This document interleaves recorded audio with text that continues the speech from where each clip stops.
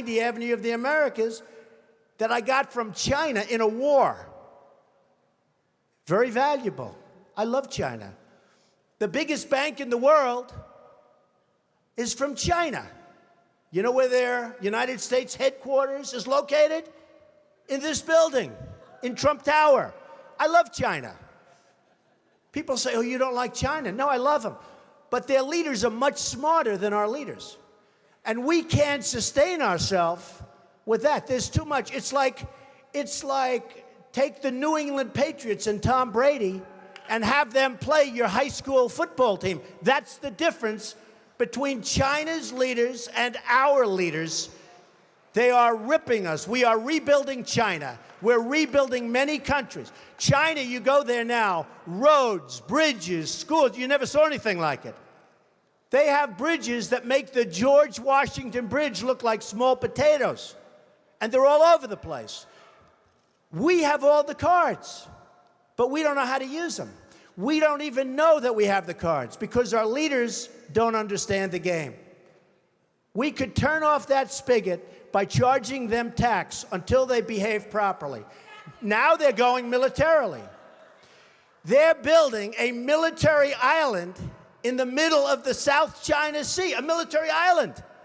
Now, our country could never do that because we'd have to get environmental clearance. And the environmentalists wouldn't let our country. We would never build an ocean. They built it in about 1 year, this massive military port.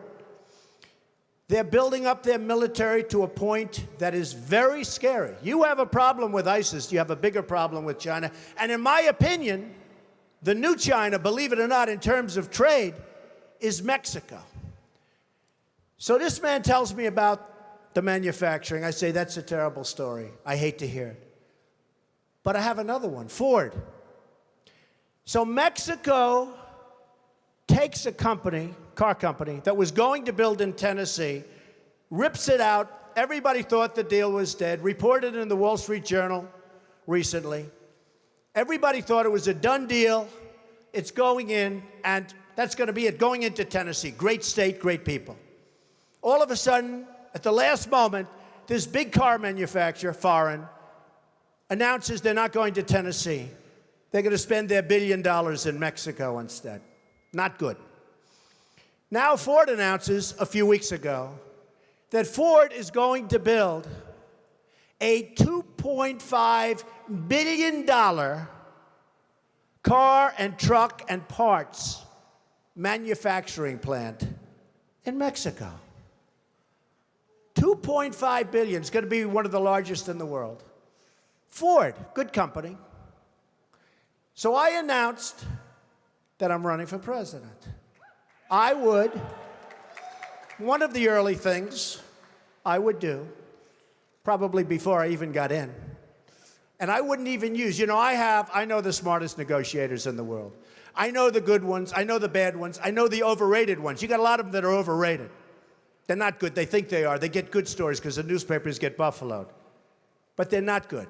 But I know the best negotiators in the world, and I'd put them one for each country. Believe me, folks, we will do very, very well.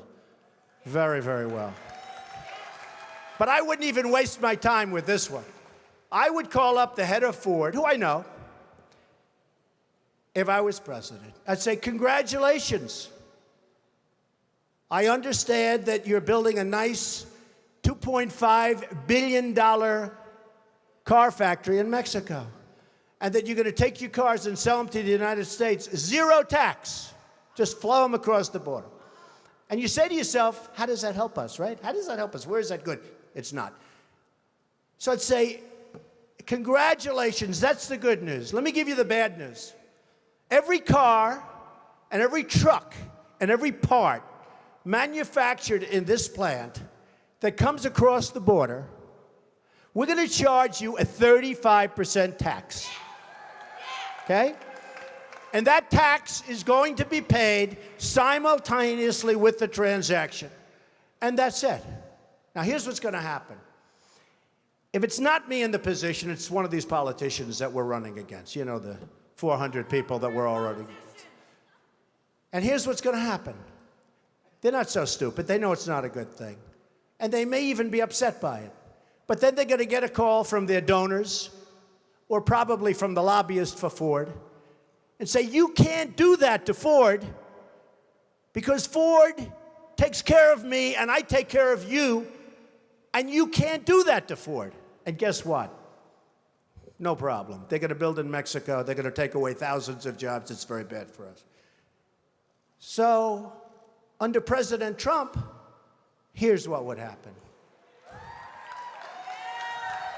The head of Ford will call me back, I would say within an hour after I told him the bad news. But it could be he'd want to be cool, and he'll wait till the next day. You know, they want to be a little cool. And he'll say, please, please, please. He'll beg for a little while, and I'll say, no interest. Then he'll call all sorts of political people, and I'll say, sorry, fellas, no interest, because I don't need anybody's money. It's nice. I don't need anybody's money. I'm using my own money. I'm not using the lobbyists. I'm not using donors. I don't care.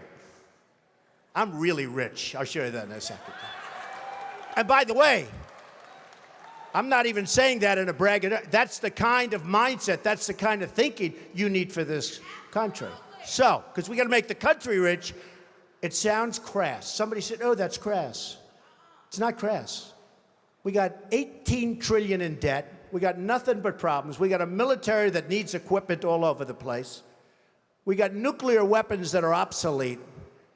We've got nothing. We got Social Security that's going to be destroyed if somebody like me doesn't bring money into the country. All these other people want to cut the hell out of it. I'm not going to cut it at all. I'm going to bring money in, and we're going to save it. But here's what's going to happen. After I'm called by 30 friends of mine who contributed to different campaigns, after I'm called by all of the special interests and by the donors and by the lobbyists, and they have zero chance at convincing me, zero. I'll get a call the next day from the head of Ford. He'll say, please reconsider. I'll say no. He'll say, Mr. President, we've decided to move the plant back to the United States. We're not going to build it in Mexico. That's it. They have no choice. They have no choice. There are hundreds of things like that. I'll give you another example. Saudi Arabia. They make $1 billion a day. $1 billion a day. I love the Saudis. Many are in this building. They make $1 billion a day. Whenever they have problems, we send over the ships. We're going to protect. What are we doing? They got nothing but money. If the right person asked them, they'd pay a fortune. They wouldn't be there except for us. And believe me, you look at the border with Yemen. You remember Obama a year ago. Yemen was a great victory. 2 weeks later, the place was blown up.